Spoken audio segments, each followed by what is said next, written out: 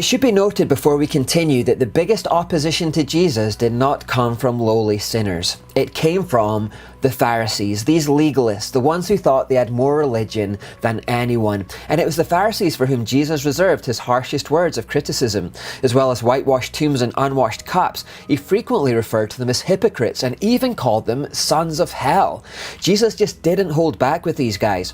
Paul wrote about them too, saying, "You are so proud of knowing the law, but you dishonor God by breaking it. The world blasphemes the name of God because of you." Paul says that when unbelievers see this kind of hypocritical, cold, legalistic religion with no love and no humility, it actually turns people away from God. I actually know a family whose 4 children were brought up in a legalistic home like this.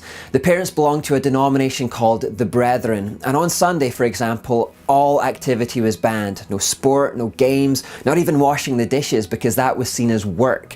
They had to wear suits for the entire day and basically just sit. I think reading was considered okay, but almost anything else was seen as sinful.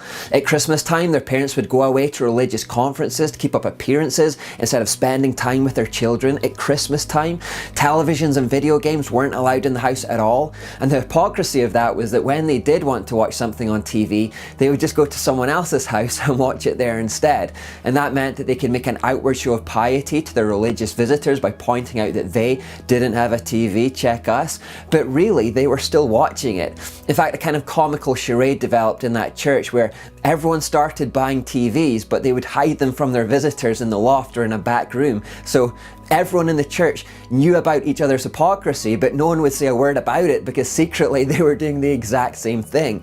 Legalism can become almost laughable like this, but it's also just really sad that people become enslaved to this way of thinking and that this is how they view God.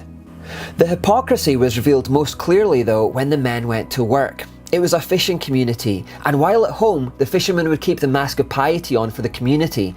But as soon as they went out to sea, they would indulge in smoking, drinking, and swearing. As soon as they felt free of having to maintain a social facade, their real inner unchanged selves came to the fore. They were hypocrites, they were whitewashed tombs, they were unwashed cups. And it was that harsh, cold legalism and prideful hypocrisy that turned 2 of the 4 children away from God. Paul's words are completely true. The world blasphemes God because of hypocritical legalism.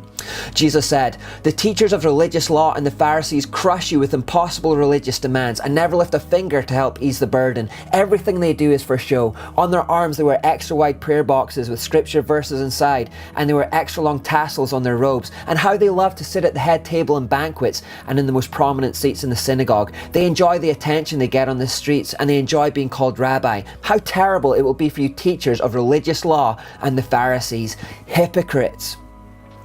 When Jesus spoke to them like this, it actually really shocked them. They prided themselves on their knowledge of the law, and they prided themselves that they kept all of these extra rules on top. They thought that God must love them the most, and so they were infuriated when Jesus tore them apart, saying their worship is a farce and they teach man-made ideas as commands from God.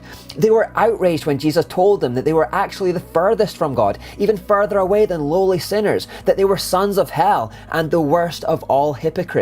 And legalists to this day are exactly the same. They teach man-made ideas as though they're commands from God, they impose ridiculous rules on those around them, and they imagine that God must love them the most because they keep the most rules. But always remember that Jesus was opposed most fiercely by, and reserved his harshest words of criticism for, legalists. Therefore, it's very important that we don't fall into that legalistic trap.